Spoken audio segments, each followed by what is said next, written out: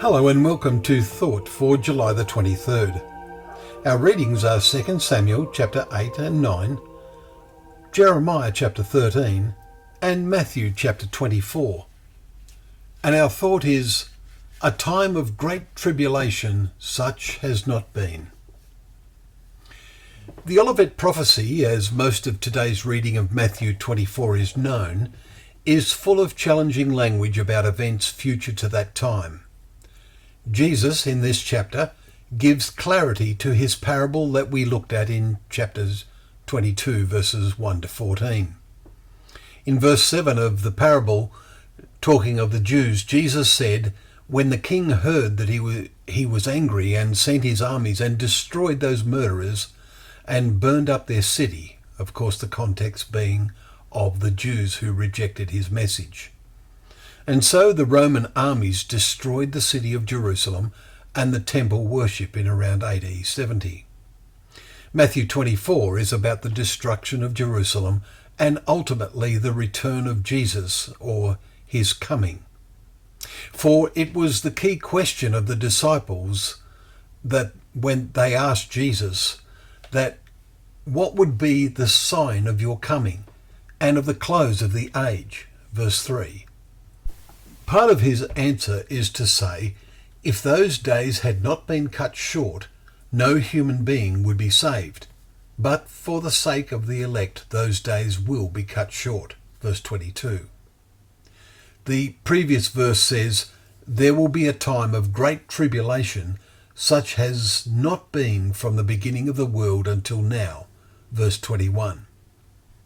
Now these verses speak of the very difficult times experienced by the faithful leading up to Jerusalem's overthrow and the close of the Jewish age.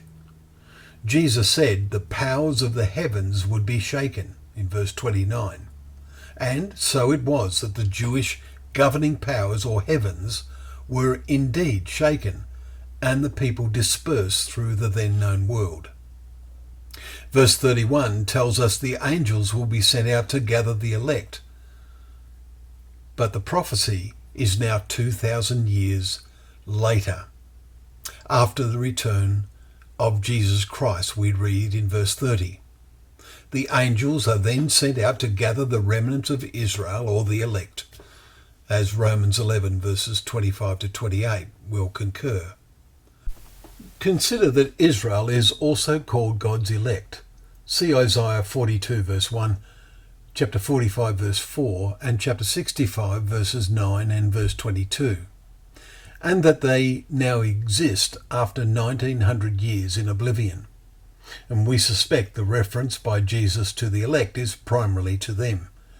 It is for the sake of Israel that those days will be cut short, while the angels are the glorified saints that we read of in 1 Thessalonians chapter 4, verses 15 to 17.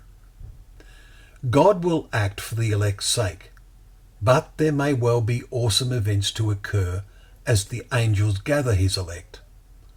What will Israel's situation be at this time of world crisis?